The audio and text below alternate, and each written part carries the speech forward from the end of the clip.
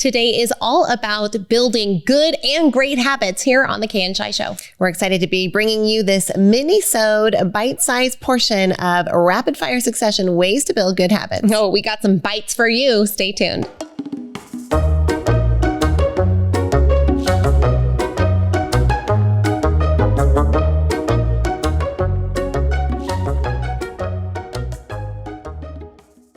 Do you find yourself losing control of your scroll on social media?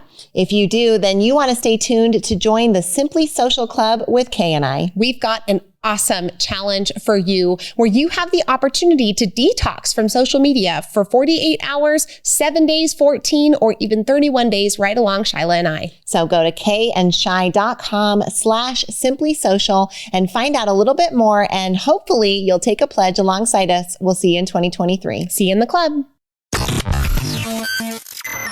You're enjoying this episode on Angel Fenix Productions Podcast Network. To explore a complete lineup of quality programs and media production services, head on over to angelphoenix.com or like our Facebook page at facebook.com/Angel Fenix Productions.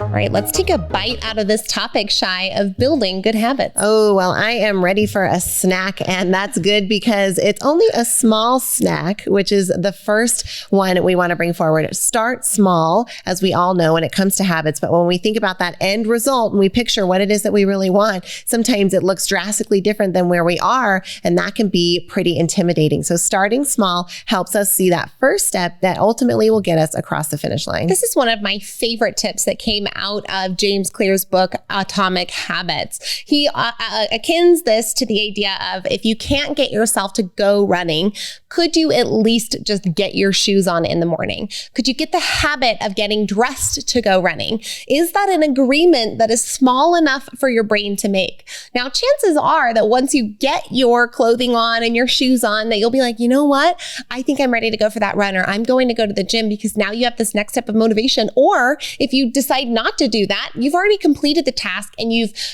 kept the promise that you made to yourself, which helps you to affirm that you can build this habit, and then creates again that really great internal chemical soup that allows that habit to get reinforced, so that even if it's just getting dressed in your running clothes, maybe eventually that part gets automated so you can start intentionally adding on new things like taking the run.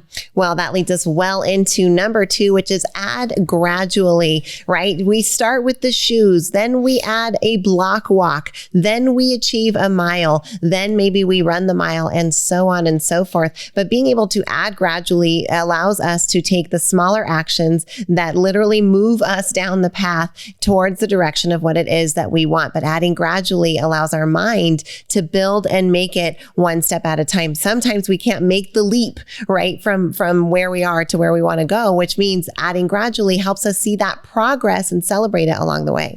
This next tip is to break big habits into smaller habits. If you want to create something brand new and radically different for your life, you can't just flip that switch overnight and expect that that super highway is going to crumble. And you can, but it's going to take about 18 months of extreme willpower. And so breaking your habit, building down into bite-sized chunks, gives you a higher chance of success. So you understand ahead of time what are those steps, and then you do exactly what steps 1 and 2, where you start small and you add gradually, but at least you know what your plan is from point A to point B. Right. I love to, another tip is to start simple. If we think about, okay, well, the end goal for me is I want to be a CEO of $1 million company. Okay, well, so then what are the habits of this CEO? Well, I don't really know what they are, but what I know for sure is that it probably includes some kind of daily agenda. And I know that it probably has some organization things in place. And I know that they probably have a morning routine that they follow. And I know that they're probably very disciplined when it comes to keeping appointments. So starting in that direction while I figure it out allows you to just start taking action and getting general as you move down that path, and adding that gradual succession as you go. The next tip that we have for you is to do it daily, but don't beat yourself up when you mess up. Just get back on track.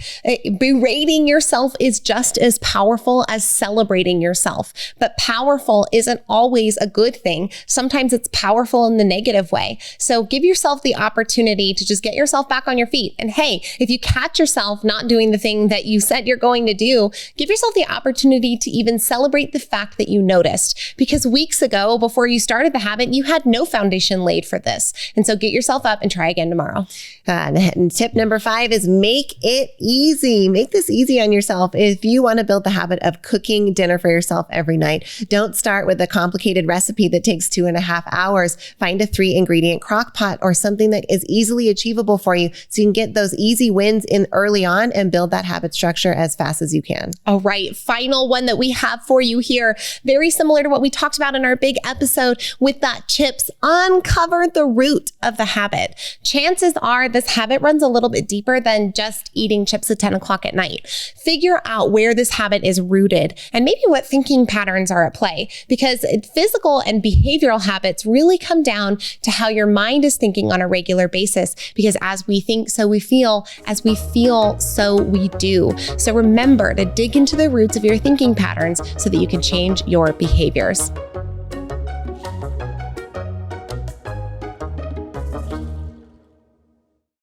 This podcast was a production of Angel Phoenix Productions. Explore more episodes of this show or other great shows on the Angel Phoenix Podcast Network by visiting angelphoenix.com. The views expressed in this show do not necessarily represent those of Angel Phoenix Productions or its advertisers and may contain language that's unsuitable for younger listeners.